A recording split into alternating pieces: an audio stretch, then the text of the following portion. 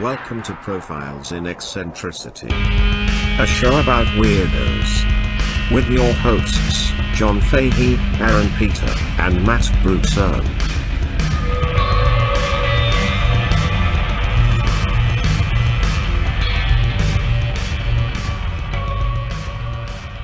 Hello, welcome to Profiles in Eccentricity. It's a show about weirdos, goddammit. My fameless friend Kevin Noonan says, I love it. It's like Scumbag This American Life. Hey, very nice. Now, who is that? Kevin Noonan? Never heard of him. Stand-up, writer, genius. Softball player. Only owns one pair of pants. And that pair of pants. Notre Dame graduate. Really? I didn't know that. Oh, yeah, he's an Ivy League boy. Former intern from The Letterman Late Show with David Letterman. He's part of that whole Notre Dame thing. Yeah. Aaron, you're a beautiful man. How are you? John, I have one question. Whose dick is this? I want to know whose dick is this?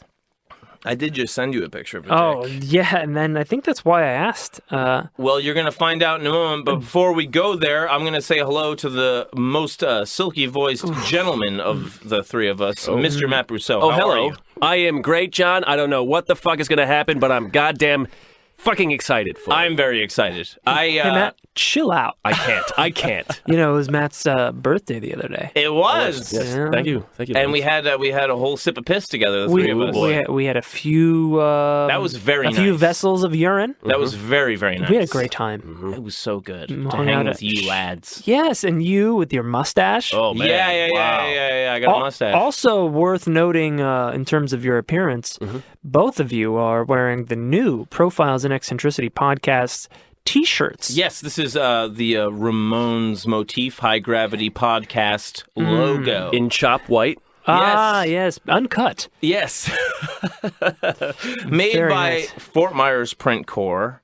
We love them. Thank them so much. Yes, they're Indeed. that was really beautiful. I'm extremely psyched. They about the are shirts. so cool. This is incredible. This is a great fabric. It feels It is. great. It's really comfortable. It's soft. Joe loves comfiness, Oh, what a nice. and the shirts are extremely comfortable and they look beautiful.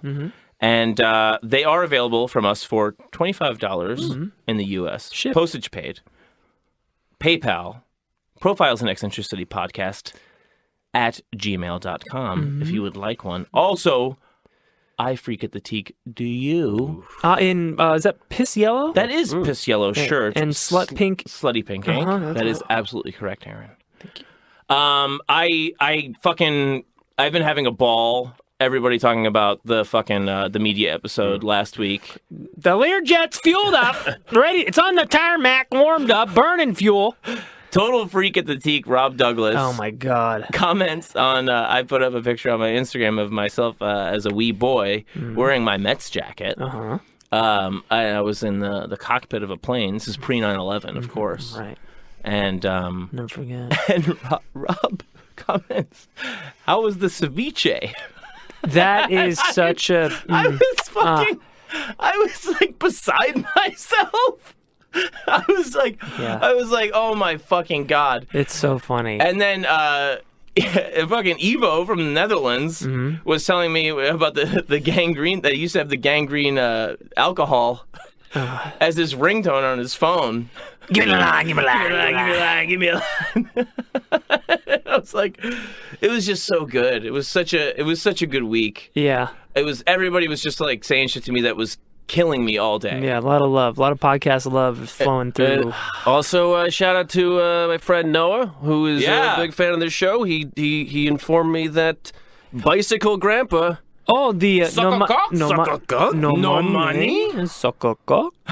He's Dutch, and it's Fiat Sopa, Fietsopa. Oh shit! Really? There's a whole He's Dutch. There's a whole series of videos of him Evo's doing gotta that. look him up. Yeah, I think he's got a Facebook group. He's a doctor in a video. He does a lot of things. Yeah. Really big actor. He's like that the Pretender, but of being an old guy who fucks people. He can do it all. I'm a veterinarian. I'm an astrophysicist. Whatever you need me to be, but also I'm gonna fuck you. It's so disgusting, dude. Dude, he is hideous. That video is so fucking gross. I mean, this guy is the last guy you'd ever want to fuck you. Or even repair your bike. Yeah. But also in that clip, he says, she's like, you said no money. And then he's like, no money? It's like, well, I thought you said no money. Like, what are you changing the rules later in the game? Now she's got to suck a cock? And, like, what's with the whole, like, why are you doing it for the English-speaking audience? Yes.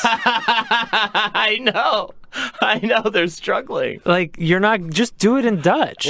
We get we don't need subtitles. Yeah, we know what you're saying. We get what's going on. Right. We know where this is leading. You're forcing her to fuck you. Yeah. There's like a. I don't need the. there's like an economic battle. Yes. And it leads to cocksucking. Class war. The bourgeoisie is taking advantage of the sexual proletariat. And it's a battle for power. So I just sent you two gentlemen a picture. Yeah, you did. Of Thanks, John. The guy that we're going to be profiling mainly, who is the singer of the band Anal Cunt, Seth Putnam. This picture is a pretty famous picture. He has a instrument cable wrapped around his bicep because he is injecting heroin into his veins while getting his dick sucked. Yeah, this young lady is fully clothed on stage, on her knees, full on fritzed, permed hair. Yeah. And he is injecting he's fully naked to save a headband. Yes. Yeah. And he's shooting. Yeah, he's got quite a gut. She's got her hand on it. Yeah. But also... Yeah, she's lifting up his gut to get more access to his hog. Right. Yeah, and he seems more interested in the heroin than the dick sucking. Can you blame him? It's heroin. Yeah, and he's standing in front of a full stack Marshall guitar amps. Good for him. He's really putting his heart through one. Yeah. A couple iPhone chargers. It looks like a fire hazard in the background. He was in one of the most baffling, extreme music acts of all time. Anal Cunt was very, very, very off-putting. And I think part of what intrigues me about them is I don't know completely where they were coming from. Because they would be very, very, very offensive to everyone. But, I mean... I gotta do a big disclaimer here. If you're not comfortable with like homophobic language or like they were like very much dabbling in racism and stuff like that. Oh, they were dabbling in it. Just a touch. Yes. Just dipping their toe in the wide rivers of racism. But the thing is that like they were from Boston, and there was. Later than Gangrene, which we talked about in the last episode, there was a hardcore band, very hockey themed, called Slapshot. Oh, yes. The singer of that band, Paul Newman, was a guy named Choke, and Choke was a tough son of a bitch, but very openly gay, and he had Seth sing backups on one of his records. So it was kind of one of these things where like he would be like doing all this shit that was just like I'm like homophobic as fuck, and but also like he would have friends that were of course minorities and gay people and stuff like that. So it was just kind of like, to me, I think he was like a very self-loathing psycho kind of sociopath, and he did a lot of it for humor, I believe, but just when you were getting comfortable with the gimmick, then he would drop an N-bomb. So you were just like, fuck, dude, like, what? You know what I mean? Like, just when you were starting to like him. Just when you were like, oh, okay, this is okay because it's all for gags, and then it would be like, oh, no, it's this fucking motherfucker. And, like, he was supposed to be, like, in straight-up, like, white power bands also or whatever, like, but I don't know if it was all just... satire in a way? I don't know. I really don't know. And that's like, I mean, part of the mystery is why it's so interesting to me. Yeah. But he came out of the whole like punk and metal scene, which was very underground and like tape trading and stuff like that. And one of the things he said one time was like when we started, everybody was just so serious and everybody was so political that we were like, we just want to piss all those people off as hard as we can. And then it went further and further and further. But also, it was like they were so into drugs and like just being scumbags. Yeah. They were really, really shitty, you know. But Seth was born in '68, and he was considered like extremely bright, and he would tutor other kids, and he was like, you know, jumping grades in like grade school and stuff like that. And then when he gets around like high school age, he totally becomes apathetic and cynical about school because he's in old fucking like corporal punishment Catholic school. So there's like nuns, you know, beating the fuck out of you. Mm-hmm. And one of the nuns was like, she would break rulers on kids' heads. Yeah. And he did something fucked up. And he got called to the front of the class, and like a ruler got busted on his head, and he just immediately punches the nun in the stomach. Nice. like can't just hit people, dude. And it was just like, I bet you she never hit somebody again. It was just endless. He got endless shit after that, you know. But he after that, like, it's just like him becoming like, you know, like a fucking a very 80s you know, metal scumbag. Yeah, real son of a bitch. Yeah, a real motherfucker.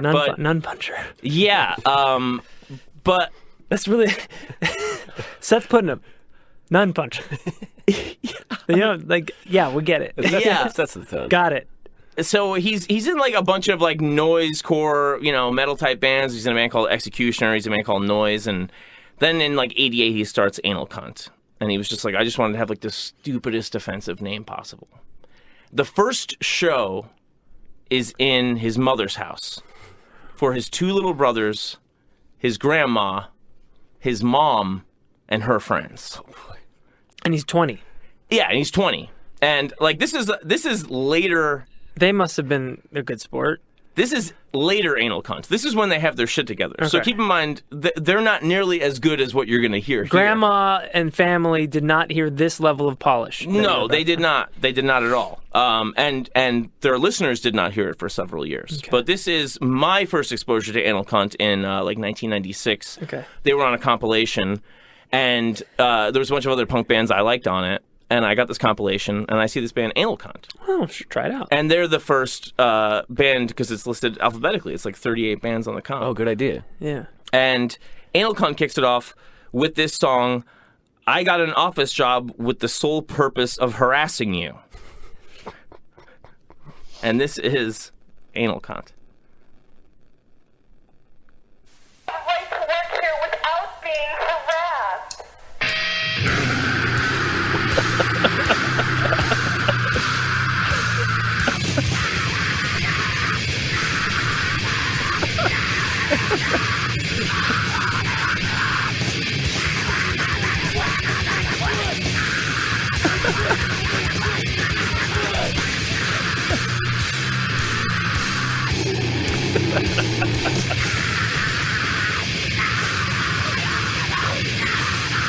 That's how the compilation starts. Huh.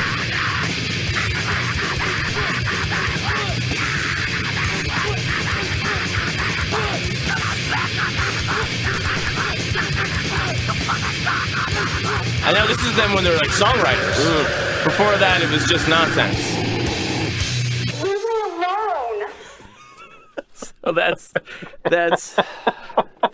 Anal Cunt. Yeah, right. A lot of bands are like 2, 3, 4. A 1 and a 2 and a blah. So hey, Satan! Hey, Satan! It's me, your cousin. Yeah. You know that new sound you've been looking for? But yeah, like Anal Cunt were they, you know, like back then, you know, there'd be like bands doing 7-inch EPs, and you would have 6 or 7 minutes of music per side, you know, played at 33 RPM instead of 45, which is traditional for that size record of 45. And so they put out one of those records that said 5,643 songs, right? And of course, it's just a fucking slab of noise with no discernible change between songs. But it gets passed around and stuff like that. And is that how many seconds are on a 7-minute? I don't even think so. I think they were just being assholes. Yeah. Just making fun of how grind bands would do, 10-second songs and shit like that. And they start getting like passed around as just like the, like extreme music is like the more fucked up you are, like, the more people were like interested. So it was getting passed around and shit like that in the early days. And they were only supposed to be a band for one show and one demo, and that was going to be it. And then this guy, this ex-boxer, Frank Ordonez, was supposed to be at the show at the mom's house, but he couldn't make it. So they're like, okay, well, we'll do another band with Frank's band, who were called Shit Scum. Right? Yeah. So they're like, okay, we'll stay around for another show. And then before you know it, they're staying around and they did like a European tour and stuff like that. But they started getting approached by Earache Records. And Earache were a massive underground metal label. Like, they put out Carcass and Terrorizer and Napalm Death and, like, huge seminal death metal grindcore bands. And Anal Cunt were like turning them down. Like, no, we don't give a fuck. Because it was just supposed to be like a joke. Right. But that's fucking insane. Like, I mean, they were way worse than that, what I just played. And they were getting offers. And they were getting offers from the tippy top fucking label, you could hope for. Sure. Was the label doing it because they knew that that they were doing a gag? Well, I think at that point they hadn't even got as gaggy as they were gonna get. It was just it just had hype. Right. Okay, so the label was riding the hype of Anal Cunt, not necessarily seeing any yeah, a lot of the stuff in that time was talent. Just like it was just, what are people talking about? Right. Right, like the Catch Me Outside girl doing a rap song. Yeah, but back in the day, it was just like, what are you putting? What are metalheads putting on mixtapes to each other? Right. Because that was how all that shit got around. Pre-internet was just like mixtapes, and it was like, have you heard this band? They're fucking insane. But they were just over the top. But like Seth had a crazy scream, like you just heard, and it was just mayhem. It's a good scream. And people, it was a really good scream, and people loved that. So they broke up, and then 3 years later they come back, and they're kind of more serious about doing shit. And they are like, okay, well, we've put out a bunch of records, and we want to make sure our records stay around. So now we're going to put out, we want to sign with Earache. So they signed with Earache, 3 years later. Yeah. And they put out this EP called Morbid Florist. Right? Great. And does anything change in these 3 years? Is it? I think it was just like people were just like telling him like that should still be a thing. People were really into it, and I think he had like enough charisma that it was pushing it forward because he was like, funny and stuff or whatever. But him, like when they went on tour before that, Frank, the former boxer and Seth, they were just like maniacs too. Like they had a lot of times your live hype is what leads you. And so like him and Frank would just go and fight the audience because they had two drummers on one kit because they needed somebody to be really fast, and neither of them were that fast. That's so funny. So they had two drummers on one kit going as fast as they fucking could, but they sucked. So to distract people from that, it's like, what do we do? Beat up the audience. So that's what they would do. And like, they really would. I mean, they were really coming at you. They were really coming to beat the fucking shit out of you. And this is a clip from a British show called UK Raw that I think is one of the best introductions to the band that I'm going to play for you right now. Is it like Black Raw? That's the new version. Oh. Fantastic. The Geordie German porn star who's teaching us Brits how to be real hard. What is this? You didn't send us this. Geordie. And the bare-faced cheeks of... Let's see. We'll edit that out in post. Is Long Dong in that one? Tom Dong? Tom Dong? The Jackie Chan and Chris Tucker of porn? Let me see this fucking thing. I was Britain's best builder's bum. All right, here we go. Music of a sort? Well, rock stars have always loved being bad boys, but this next lot from America take things to a new level of moronic behaviour. You get an inkling of their repertoire from the following titles. I Make Fun of You Because Your Kid Just Died. I Got an Office Job for the sole purpose of sexually harassing women. And who can forget that classic, You Rollerblading Faggot? I don't know, they seem like nice boys to me. I don't know, seem like nice boys. This sounds like Brass Eye. Meet Seth, Josh, and Nath. They're members of a band whose name is so offensive we aren't allowed to broadcast it. Anal Cunt. But we can say faggot So all we we'll want. call them Anal Front Bottoms, or AC for short. Anal front. The boys have come all the way from Boston in the States, and they're in Derby tonight, lubricating their tonsils for their first Getting ever hammered in British a pub, smoking performance. cigarettes. Lubricating Now, their the gathering tonsils. audience may not all be aware of what awaits them when AC starts playing. Here, Some Seth shitty carries pub. in a breeze block, which he fully intends to use, as well as pieces of wood. See a cinder block. Before the band starts singing, there's an appeal to the audience. Before we start, does anyone want to fight us? Or don't be a faggot. If you want to fight us, start right now. Does anyone want to fight us? Or, Yeah, before we start.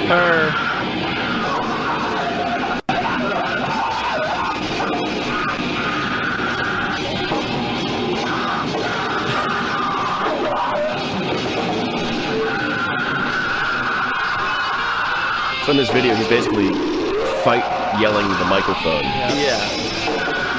And the guitar player's In just case sliding you up. didn't recognize the vocals, that one was entitled "You Are a." Yeah, we basically hate everyone, and we're a bunch of assholes, and we don't care if everyone likes us, and we hate everyone who likes us, and everyone is gay, and we hate you. Audience participation Everyone's is gay, we their hate strong you. point.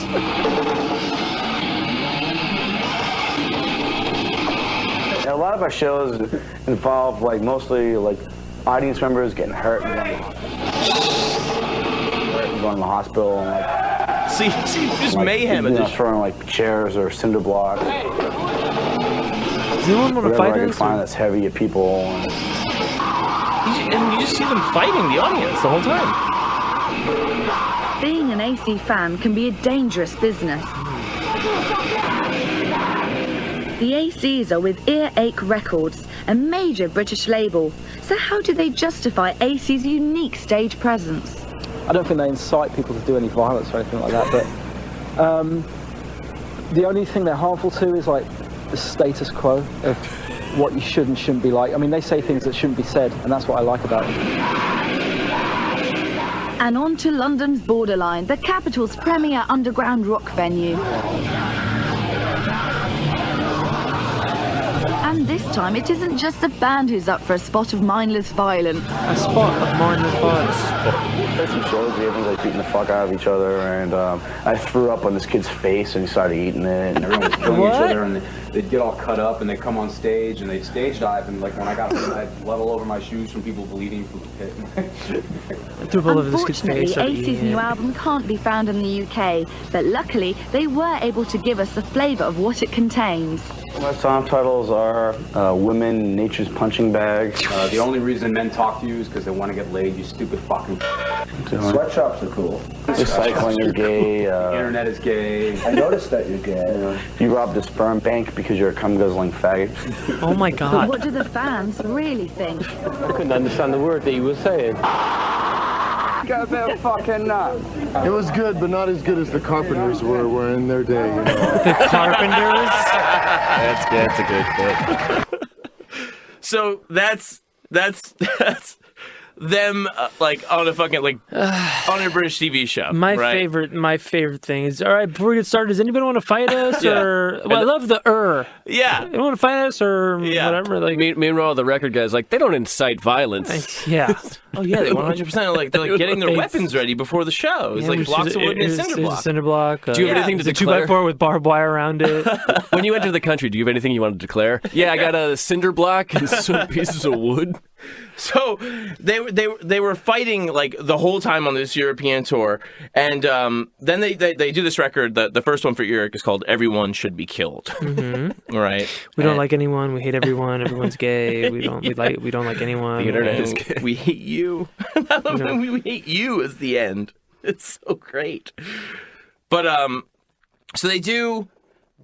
Everyone Should Be Killed is the first one on Earache. And that is like, it's getting to the point of how dumb their song titles are gonna be, but it's not at all to the level. Like, I mean, later it's all about being stupid and like trying to be funny, but it's on the way there. Sure. The song titles are Some Songs, Some More Songs, Even More Songs, Music Sucks. I'm not allowed to like AC anymore since they signed to Earache. I'm Wicked Underground. Right? Radio hit. When I think of true punk rock bands, I think of Nirvana and the Melvins. MTV is my source for new music. Song titles are fucking stupid. Having to make up song titles sucks. Well, you know, Mean Gene. Yeah, it's funny. Then it's just like, you must be Wicked Underground if you own this. Guess which 10 of these are actual song titles? And Morrissey. Just a song called Morrissey? Morrissey, yeah. Like selling out by having song titles on this album. It's just like completely stupid. So they go on tour. Seth gets arrested for hitting a woman at a show in San Francisco. Not a nun. No, she's trying to take the mic away from him, and there's this. Then like he hits her, and then she freaks out. It's all recorded too. Oh, yikes! That's not and good. it's a nightmare. And I'm all for hitting that nun in the stomach though. So the boxer gets thrown out. Then they stay to one guitar, and then never a bass. There's never a bass player in the band the entire time. There's no time for it. Right. And we got 2 drummers though. Then they do top 40 hits. Right? That's the next album. And the next album is called Top 40. Top 40 Okay, hits. it's not covers. Right. Yeah. And they're now trying to be more musical. Now they're trying to have actual songs. Oh yeah. Oh, they're growing. Right. Yeah. So the titles there are Don't Call Japanese Hardcore Japcore. Don't. Shouldn't know. Foreplay with a Tree Shredder. Oh God. Some hits, some more hits, even more hits. Living Color is my favorite black metal band. Hell yeah, dude. And then they've got I'm Still Standing, which Seth would always dedicate to anybody in a wheelchair at the show. Jesus Christ. Which is a 10-second cover of the Elton John song. Okay, yeah, okay. Yeah. Right. And so they're whatever. They're doing kind of like more like hardcore type shit.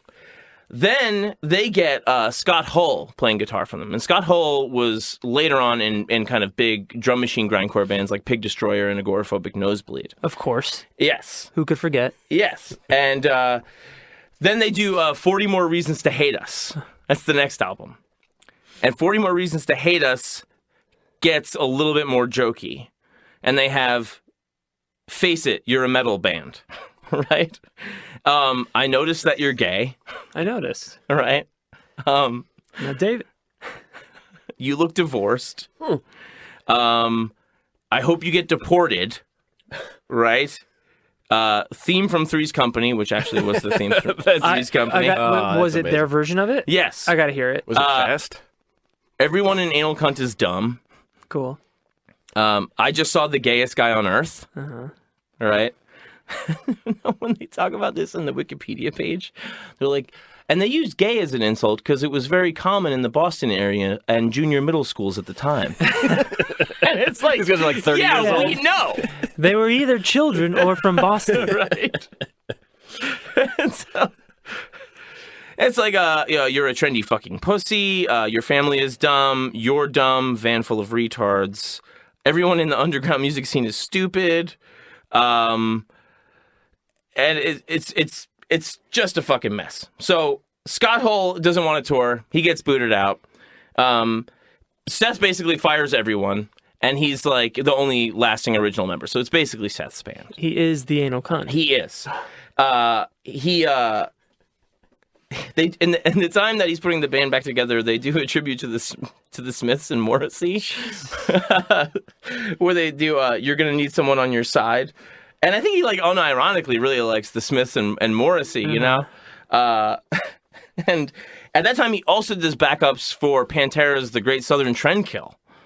Backup what, vocals? Yeah. Like the scream? Yeah. And Phil Anselmo from Pantera also does backup vocals on their records after this. Huh. So it's like, and you know, they were just weirdly big in underground music. Like people were into it, that were just into that type of like, you know, underground metal shit. It was just, it's just such a dark kind of community that humor is like acceptable. Yeah, sure. And a lot of times people would say that, like, if you met Seth, he was actually, like, a very, like sensitive and understanding person. Sure. But he was, like, also just a self-loathing psychomaniac. Mm-hmm. And he was really, really out to offend absolutely everyone. He died, of course. No, you don't say. Yeah. This was before or after he was doing heroin and got a blowjob.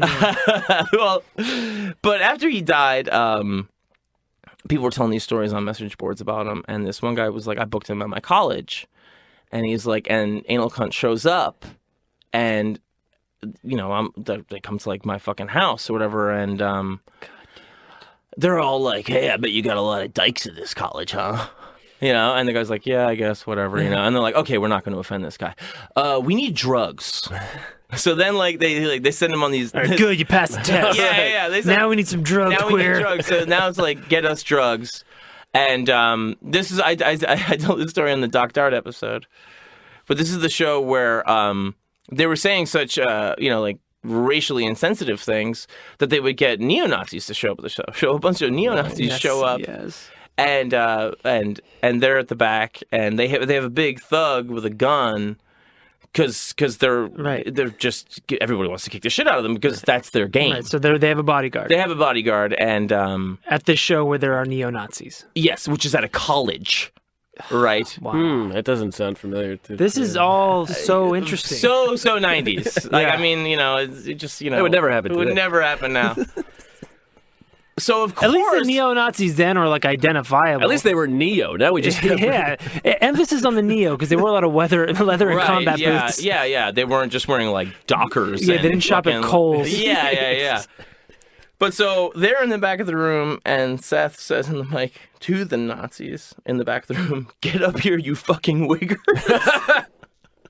Which is still so one of funny. My favorite, like he's still trying to make them angry. Yeah, you know what a great way to get them. It's the most brilliant thing to say to Nazis. Wigger, that was calling Nazis wiggers. Is so of course the Nazis come up to kick the shit out of Anal Cunt, and their heavy comes up with and just like flashes the piece, and the Nazis like, fuck, I guess we are wiggers. You know, like, we can't do anything about it. You know. So it's like pandemonium, and everybody's like raising hell, and then like, you know, they got to get the fuck out of there in a hurry because like the cops are there and stuff like that. And the guy who booked the show was like, hey, you know, like, you know, see you later, guys. I'm sorry that it got so fucked up or whatever. And Seth was like, no, man, that was great. Hey, cool, like, thanks a lot for the hospitality and the drugs and the dykes. We had like a really nice so time, you know. But I think like that was like kind of weirdly his thing, is that like if you could kind of roll with it all, then he would kind of drop it. Right. And that's very cool. It was, I mean, like, he's not cool. He's a sociopath. Yeah, but I get that. I get that. All right, can you see if you can hang? All right, you can hang. Yeah, we meet people like that in comedy to a lesser degree. So much. It's just it's the ultimate, here's my wall. Yeah. Here's my prickly exterior. Can you deal with it? All right, you get the chocolatey nougaty center. I won't upset you, so I'm not going to try to. Right, yeah. And like that was like the thing, you know, like it would happen a lot in when I was like in punk bands and stuff. There would be some guy that'd be like, what do you think about this? I'm going to fuck with you a lot. And if you're just like, okay, man, whatever. And then they'd be like, all right, I tried to enjoy myself by fucking with you, and you're not giving me anything, so now I guess I'll talk to you like a human being. Yes. And Seth would kind of do that in interviews. Like he would be like, you know, some interviewer would be like, so everything's gay, huh? You think everything's gay and you hate gay people? And he's like, well, no. Like he wouldn't rise to it because he knew the game so well because he was like running in the game. He'd be like, no, I don't really give a shit. Like if you're whatever, I don't like give a fuck. Yeah. You know? Yeah, and suddenly this interview has nothing else to go on because they were just hoping to get a rise. I prepared for this. Yeah. Shit. Right, yeah, exactly. So it was, he just like, he wouldn't give anybody what they wanted. Yeah, no matter what it was. Like if you thought it was cool and you got it, then suddenly he's like, I'm saying actual real racist shit. Yeah. And now you're like, fuck, okay, well, fuck you again. And he's like, cool. Gotcha. Yeah, so like, and then like if you were like in an interview and we're like, okay, so let's talk about how you're fucking a hateful piece of shit. He was like, I'm really not. So no matter what. It's like that Pee Wee Herman thing. Wait a minute, my show's educational. Really? How? Well, no, I guess you're right. Yeah, exactly. So, he meets this guy in New York, like when he's doing shows with Anal Cunt, this guy named Josh Martin. And Josh Martin, really kind of gets it, And they become, really good friends, and he becomes the new guitarist for Anal Cunt. And that's when, they kind of do the big album, which is I Like It When You Die. Mm-hmm. Right. And that's when they don't even say the blah, blah, blah, you're gay. They just say the premise, which the end is implied that you're gay. You know what I mean? For each of these titles? Yeah. So add a you're gay onto each one of these. Yeah. It's like your kid is crippled, you're gay was the way they used to do it. Okay. And then but now they're just like, you own a store. And that's it. Gay. Right. But they don't even need to say it anymore because they've been around so long. What a great workaround. And then they're like, you're an interior decorator. Huh. Right? Uh-huh. And then they also have shit like Jack Kevorkian is cool. Uh-huh. Let's see. You keep a diary. You've got cancer. Pottery's gay. So they still say it there. You are a food critic. Right? You're gay. You're gay. So stupid. You look adopted. You look adopted is so funny. You look adopted. That's the ultimate. You look adopted. You play on a softball team. Hey, nice. You drive an IROC. Yeah. You have goals. You have goals. You live in a houseboat. You are an orphan. You go to art school. Your best friend is you. Ugh. You're in a coma. Uh-huh. Right? Wind chimes are gay. Uh-huh. No, we don't want to do a split 7-inch with your stupid fucking band. The internet is gay. Again. Yes, it's a classic. Ha, your wife left you.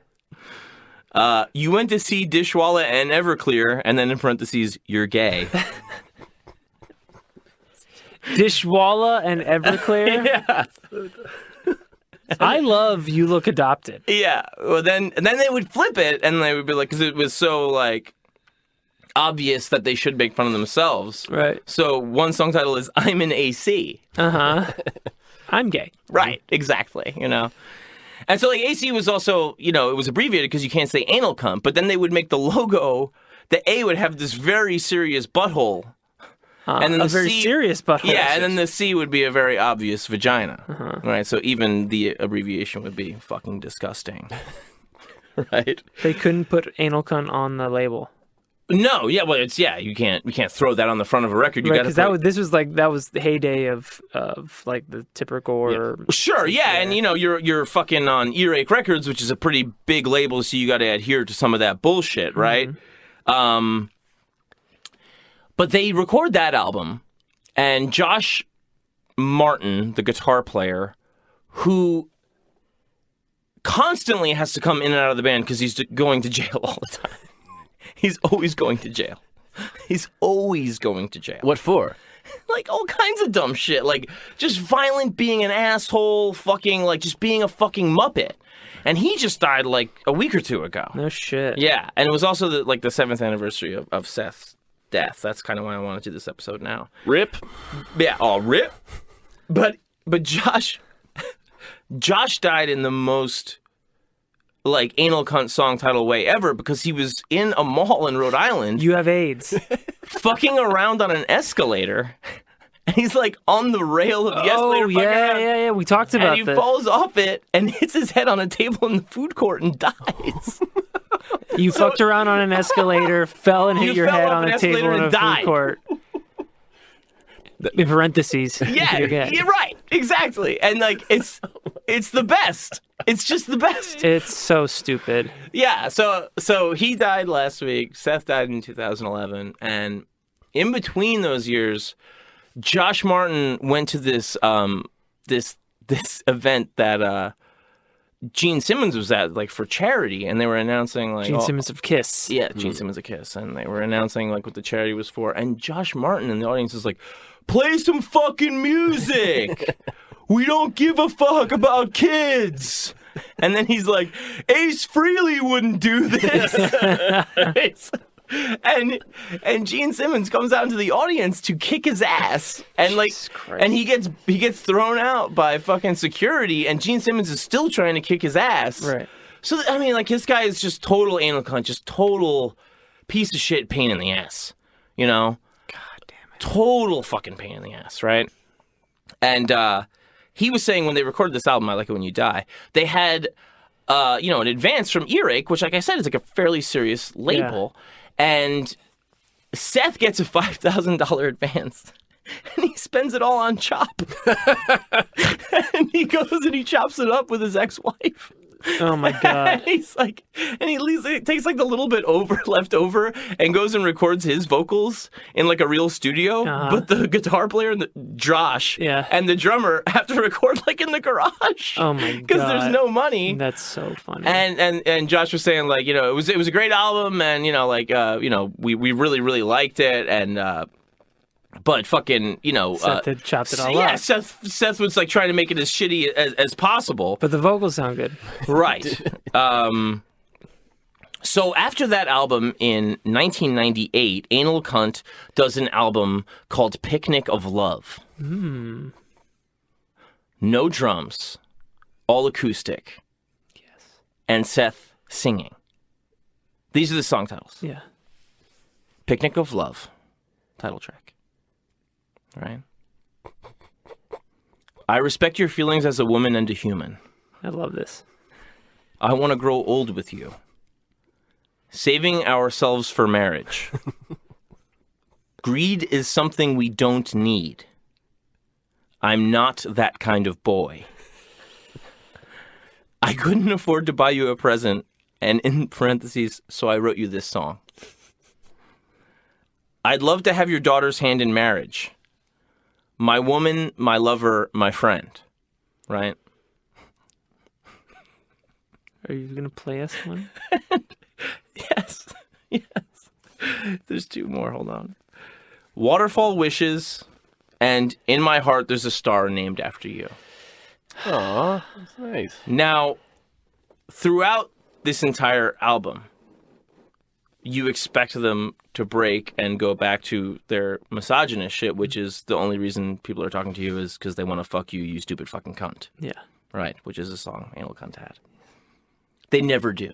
Great. They never, ever go back to it. They totally stick with it the entire time. Yes. And Seth is like singing the entire fucking time. He's doing super falsetto, horrible fucking vocals. Like, but his lyrics are so sarcastic and so clearly like what they would make fun of the entire time. Yeah. It's amazing that they never ever change. Like I remember listening to the whole album being like, they're gonna do it, and they never ever give you what you want, ever. It doesn't happen. Of course not. But that's what you want. Right. I mean, that's very true to them. Yeah. Yeah. This is my favorite, which is I respect your feelings as a woman and a human. Uh-huh.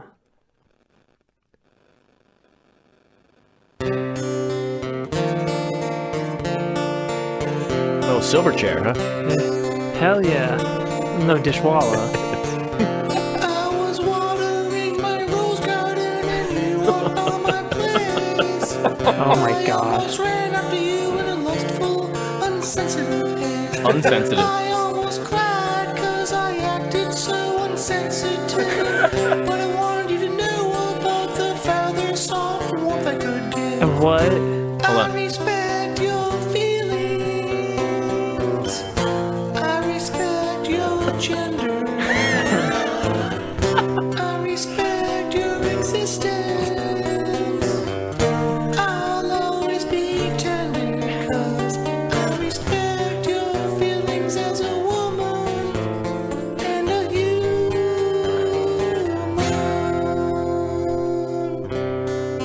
10 songs of this. Brilliant. It's fucking diabolically insane. Yeah. It's so over the top. Like, what the fuck is going on? It's so funny. It's so funny. Total maniacs, dude. Like, what the fuck? So, then in 99, they do It Just Gets Worse. Uh-huh. Right? So, on this one, they really go for it. And they're Oh. On this one. Uh-huh. yeah. On this one, they really go for it. Yeah. I really went for it. This is really fucking hardcore. Okay? What, Disclaimer? Yes. This was the one that has you rollerblading faggot on it. Uh-huh. Body by Auschwitz. Would you say Body by Auschwitz? Wow. Which is a play on Body by Jake. Don't tip that over. Yeah. These are all empty. Like my heart. Would you say this is return to form for them? I think it's just like, what do you do next except the worst you can do? It just gets worse. Yeah. You know, I became a counselor so I could tell rape victims they asked for it. God damn it. Eazy-E got AIDS from Freddie Mercury. Oh. I like drugs and child abuse. Laughing while Leonard Peltier gets raped in prison. Jesus. I sent concentration camp footage to America's Funniest Home Videos. Oh, God. Rancid sucks and The Clash sucked too. All right, now that's too far. We draw the line. Sweatshops are cool. I snuck a retard into a sperm bank. No. Now, this is one that they had to change the title of. Oh. Your kid committed suicide because you suck was originally called Connor Clapton jumped out a window because his father's music sucked. Oh, my God. The specificity of... Yeah. You can't be that specific. That is shots fired at Eric Clapton. Very, very much so. Right. I gave Nambla pictures of your kid. I gave Nambla pictures of your kid. Yeah. Ladies and gentlemen, Nambla is the North American Man-Boy Love Association. That's right. Don't have to tell you, John. Yeah. I'm one of the boys. Not only am I a member. Being ignorant is awesome. I sold your dog to a Chinese restaurant. That's the one that has I got a novice job with the sole purpose of sexually harassing women. Deadbeat dads are cool. Domestic violence is really, really, really funny. Jesus. Hitler was a sensitive man. Uh-huh. Now, they've got so many songs. Yes. So many titles. Yeah. Do you think they recognize them? The different, like, do you think like they could be up there on stage and be like, all right, now you're gonna play? Josh Martin did say that last album had a bunch of ones that became fan favorites. Like people would request Hitler was a sensitive man. Right. No, but what I mean is their whole catalog. Mm-hmm. Could they go on stage and be like, all right, Johnny, now we're gonna play This Is Also a Song. Like, you know, they've got that one album that's just drivel. Right? Yeah, no. So later on... this is an A. Everybody. Yeah, no, once they had, like, I think, like, the memorable names, then they were actual songs. Right, okay. Because they also got, like, a good drummer and stuff like that. Right. And there was more giving a shit on the behalf of the band. And they would have actual lyrics and stuff, too, which would be horrible. You don't say. Terrible.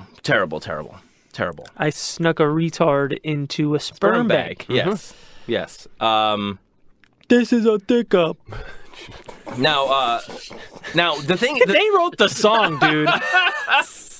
I just thought it'd be funny if somebody who was mentally handicapped tried to rob a sperm bank when you stuck them up. Classic Buster. It's a Buster Keaton movie. I believe. Oh yeah. So they after that they get dropped from Earache.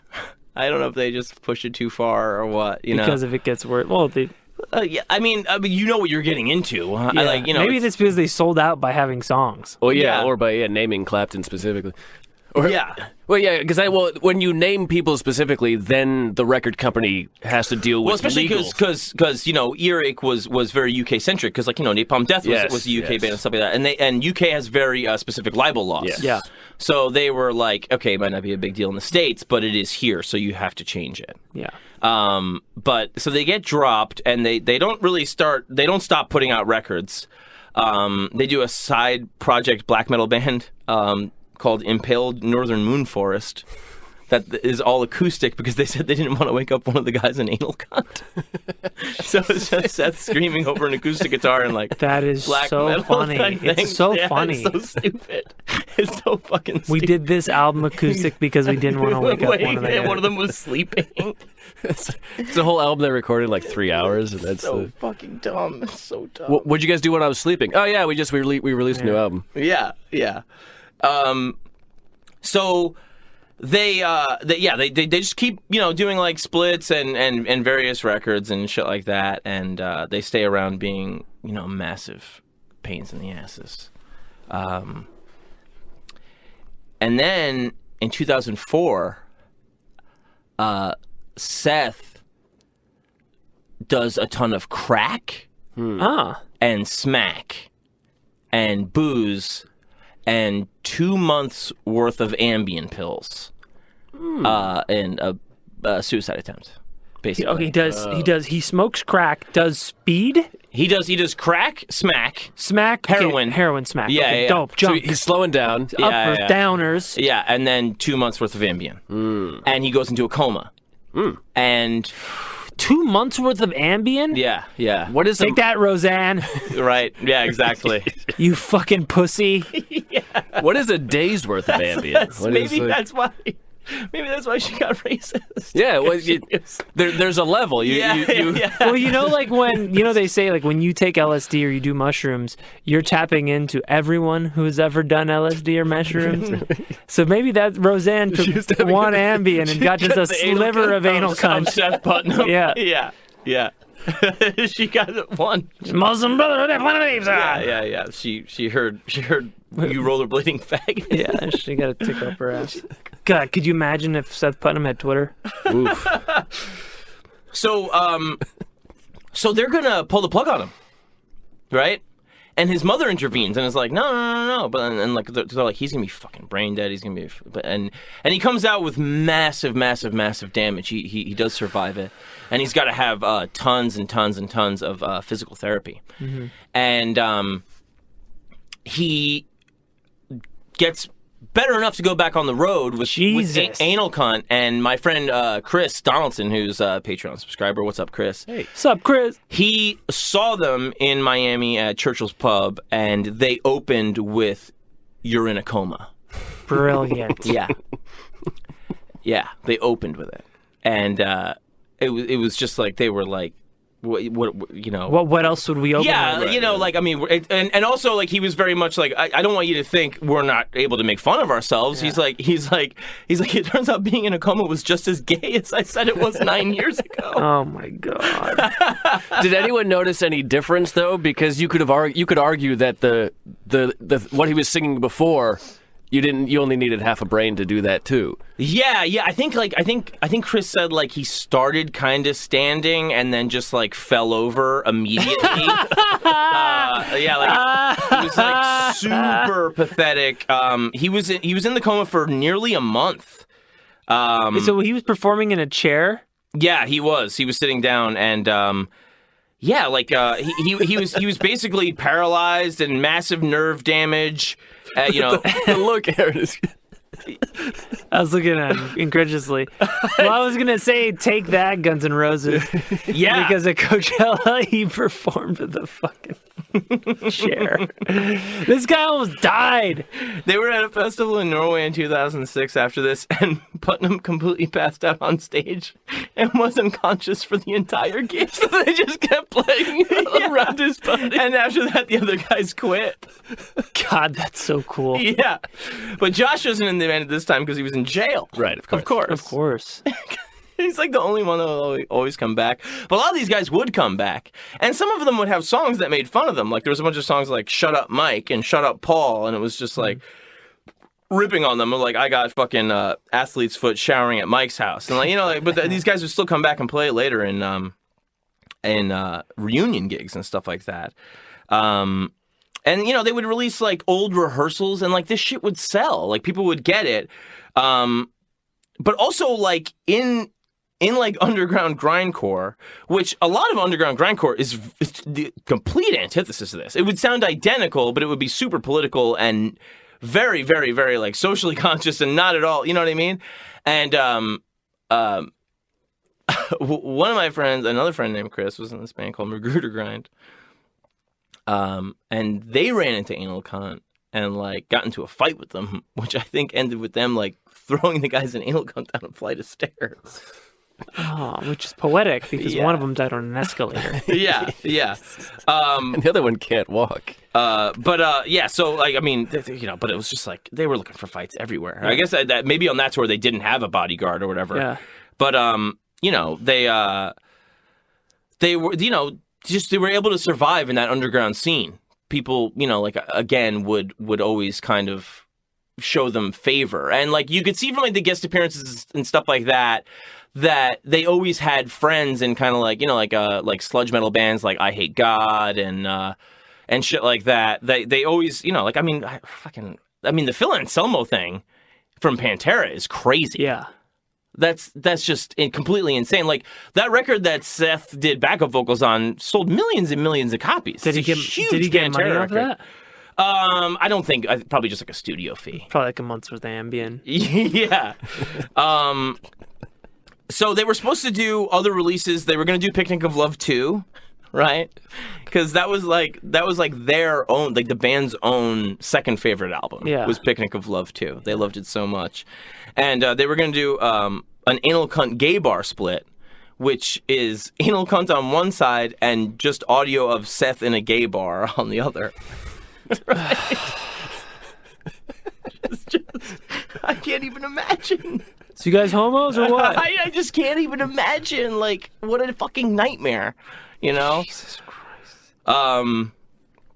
So yeah, 2008 was the 20th anniversary, and he had like old members come back, and you know, Josh Martin was in jail again, so he had old people come and play shows in Boston, the West Coast, Texas, do all kinds of shit, and then they were like, okay, you know, Josh is out of the band forever, and then like, oh no, he's actually back now. Like 2 days later, like, just fucking pandemonium. But they keep releasing shit on other independent labels, and you know, odds and ends and old rehearsals and, you know, tracks that never got on stuff. And they were still touring like in like 2009. In 2010, they were like, suddenly Seth would be talking about Motley Crue all the time. Right? And he was just like, yeah, I really like the new Motley Crue album. And like, I'm like, what? You know? And so they put out this album called Fucking A, which was like shitty Motley Crue. Like if Motley Crue was played by a total garbage band. Yeah. Right? Great. So it's like cock rock. Yeah. But bad. Yeah. You know? But worse. But worse, yeah, really bad. So the track list of Fucking A is Fuck Yeah. This is my favorite maybe Anal Cunt song title ever. Just for me. Cranking my band's demo on a box at the beach.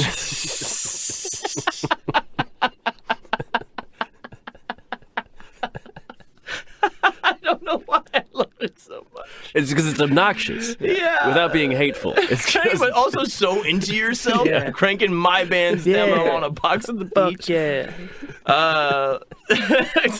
His loudest stereo, right?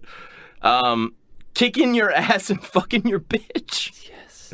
Hot girls on the road, whiskey, coke, and sluts. All I give a fuck about is sex. I'm gonna give you AIDS. Yay, it's pink. And then, finally, I wish my dealer was open. This is very grown up of them. Yes, this is such an evolution, right?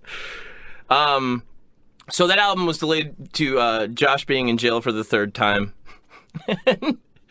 And so they did all the cock rock songs on that album. They did another song of all their old shit that was released on another album called Wearing Out Our Welcome. And in this time, also, Anal Cunt has become like a genre that other bands are doing. And Seth would release them on his label on a compilation called 13 Bands Who Think You're Gay. God damn it. Right? This is in... What year is this? This is 13 Bands Who Think You're Gay, I think, was like 98-ish. Okay.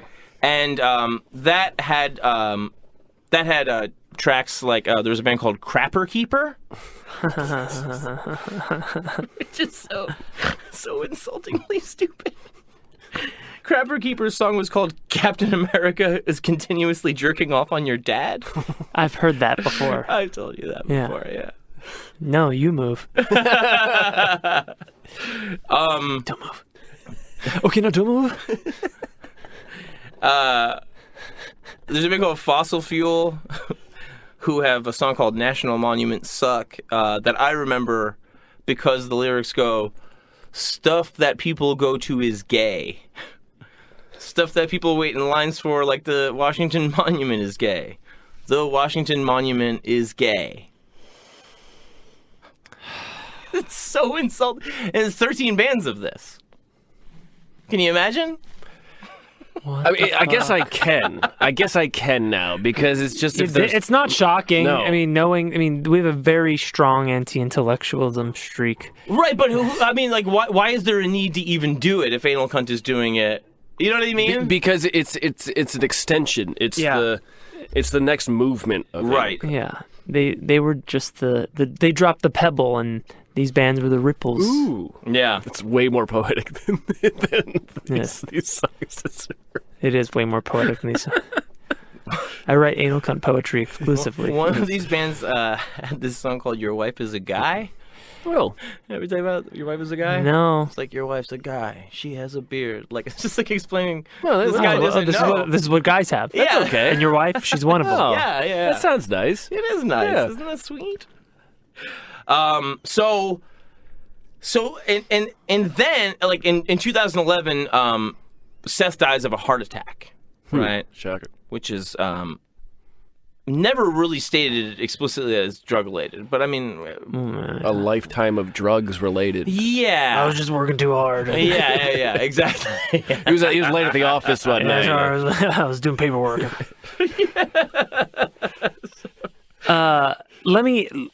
What's the deal with him shooting heroin naked on stage and getting his cock sucked? Yeah. Well, that was just something they wanted to have. Yeah. Well, you know, who hasn't? But they were just like, was it a one-time thing? Yeah. Was she a plant? They did that everywhere. No, that was the thing of just like who wants to come up here and suck Anal Cunt's dick? I mean, he's really shooting heroin and she's really sucking his dick, and I think they just wanted to be like, check this out. Check this out. Do you think he stayed hard? I mean, yeah, he's it's after heroin. He shot heroin. I mean, like, he's shooting heroin. Well, He's in okay. the Did she keep sucking? Well, I don't fucking know. Well, you're the expert. You know about fucking grind sludge dick bands named. So I gotta find out if he came. Yes. That's the most. Yeah, it's part of the whole movement of bands like whatever you said. It's the oeuvre. Yeah. Did he not? Did he not? The whole thing you took away. I'm asking questions. That guy with the boner nut. I'm asking the entire thing you took away from all this. I've been talking for a fucking hour. You know the fucking audience is gonna want to know. The audience. Finish the circle. The audience is the audience. I'm asking questions that are. The Learjet field. The guy's shooting heroin. She's naked. She's naked. She's got a fucking cock. It's a foregone conclusion. It's a foregone conclusion. He's gonna nut. He's taking the gas mask, wrapping the cord around his arm before he assists the child.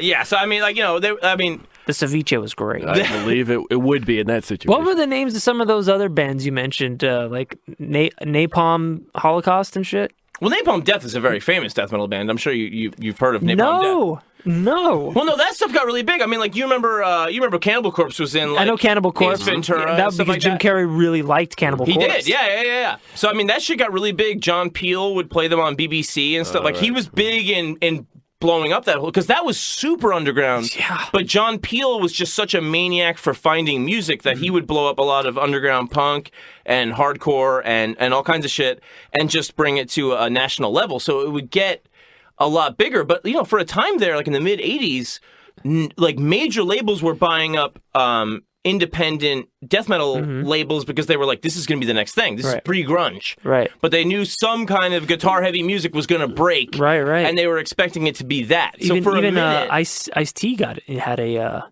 Yeah, Body Count. Yeah, Body Count. Yeah. So there was like, you know, a lot of extreme music was, you know, and, you know, it kind of ended up being more, I guess, you know, maybe like Black Album, Metallica was kind of the biggest that metal got. Yeah.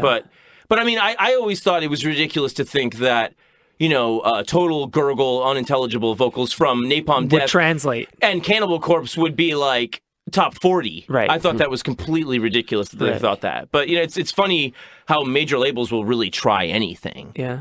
You know, there's $1. Yeah. Yeah, but they would you know, they would just basically buy up the whole the label. Shit. Yeah, they would be like, we have all of your shit now. You know. So, and you know, did he nut?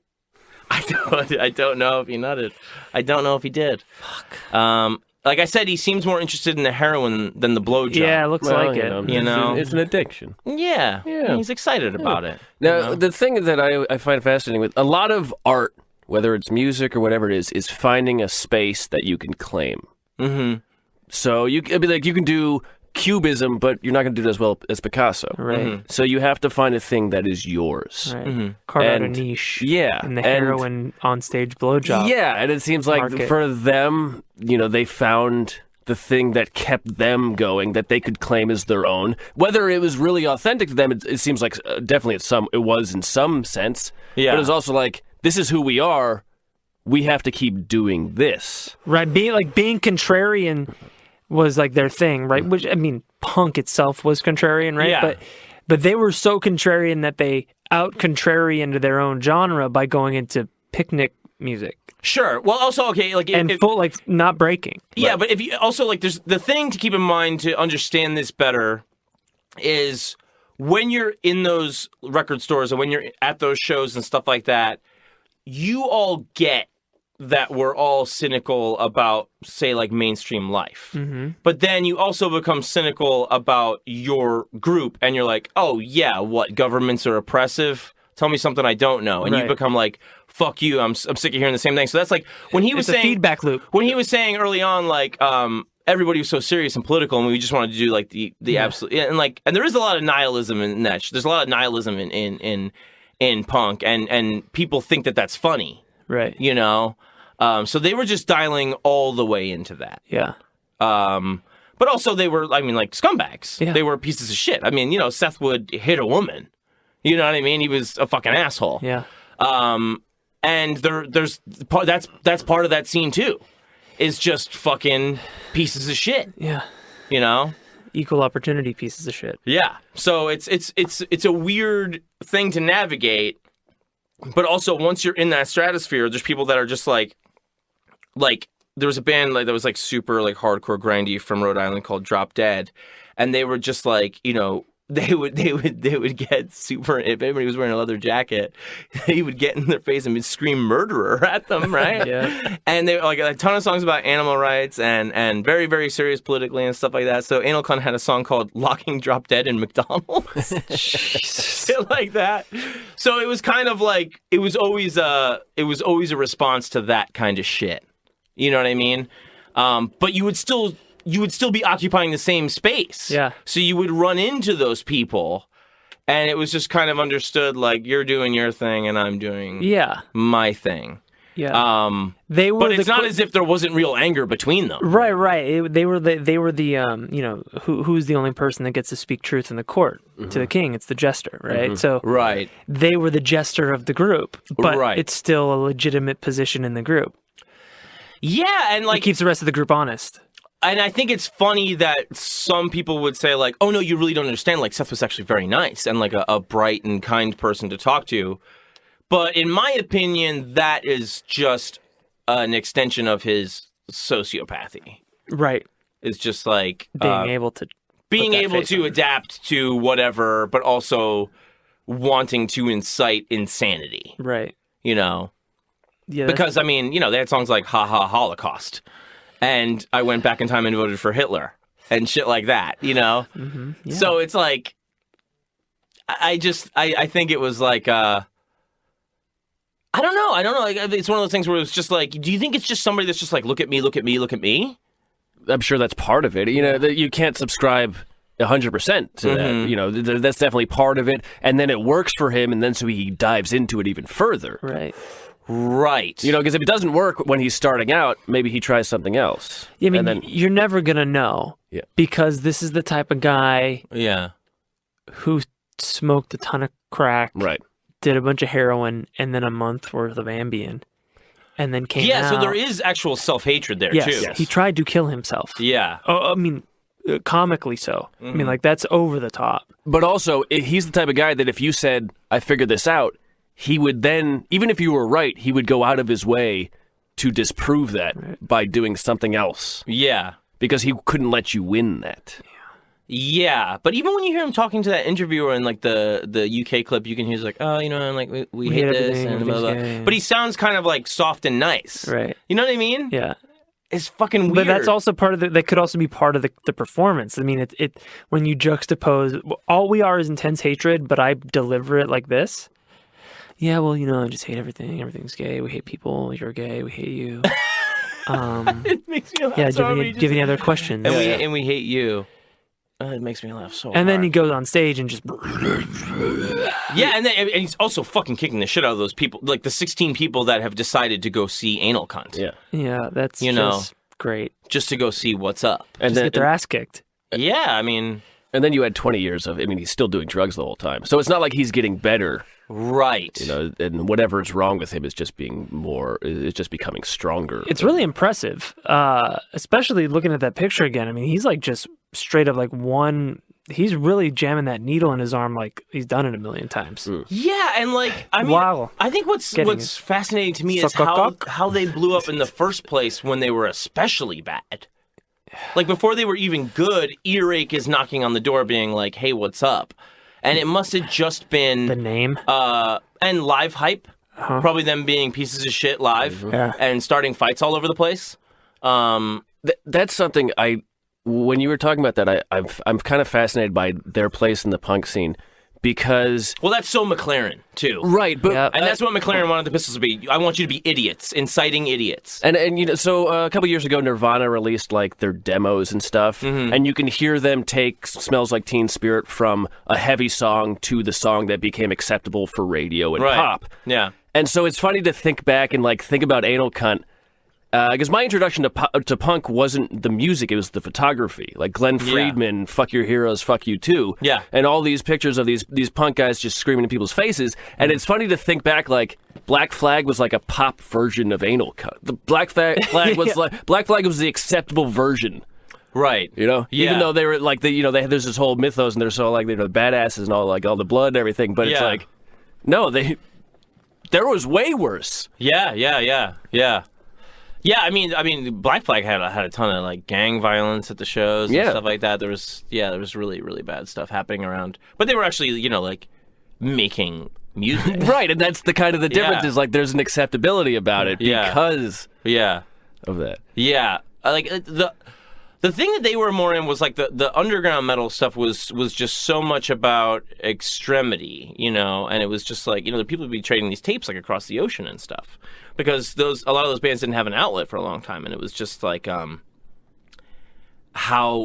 nasty can you make it? Yeah, you know. Fuck. And then it became huge is just so weird, fucking insane.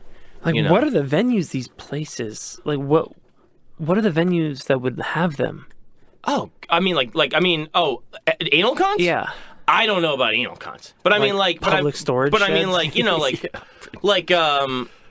yeah. I mean, if they thought they would draw it, they'll put up anybody. Yeah. You know, all those bands. I mean, like the Crucifix. Yeah. They were doing insane shit, and you know they were still gonna get booked. Yeah.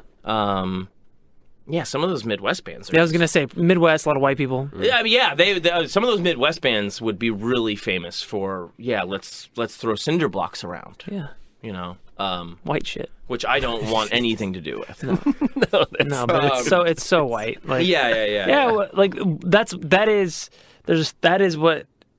If you want an example of white privilege, it's super hardcore punk shows where people are fighting, shooting heroin while getting their dick sucked on stage, throwing cinder blocks, punching women, and thinking it's funny and going in and out of jail no problem. Right. Yeah. There's your white privilege, folks. Yeah. Yes.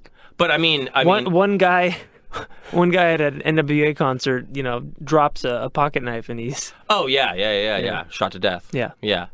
But I do think you got shot to death at an NWA concert is also an anal cunt song. Yeah, I think Josh Martin being an idiot on the escalator and falling and hitting his head on a food court table to his death is like just too good to be true. Yeah. It's just like you were such a pain in the ass and you died in the dumbest you died in a food court. You idiot. You died in a food court. And not from the food. No. Like it's like one of my biggest fears is dying in a food court. No, dying like an idiot. Just dying like. Yeah, I know what you mean. Did you hear how we went? Yeah. He fell 20 feet up an escalator and clowning around on an escalator, like clowning around on the railing. Like, how old are you? You know? Yeah, he must have been in his 40s, right?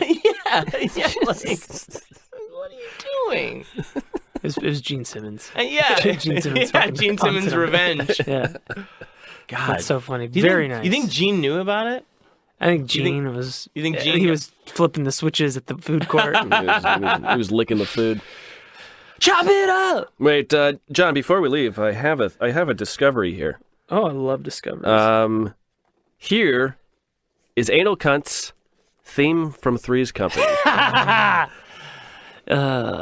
This is, you heard it here first, folks.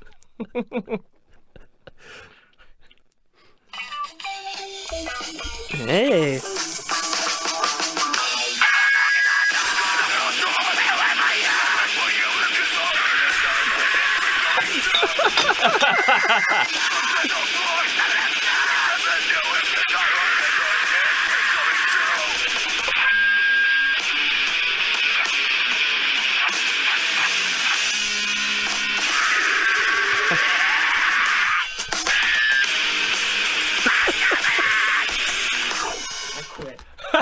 Wait, Aaron.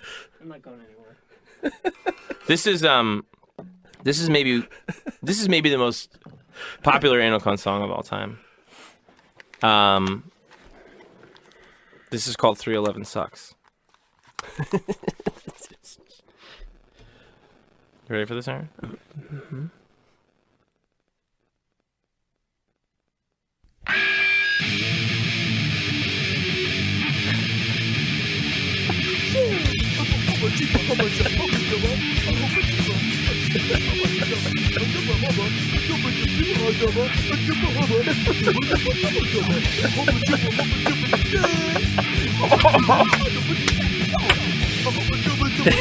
Hold on.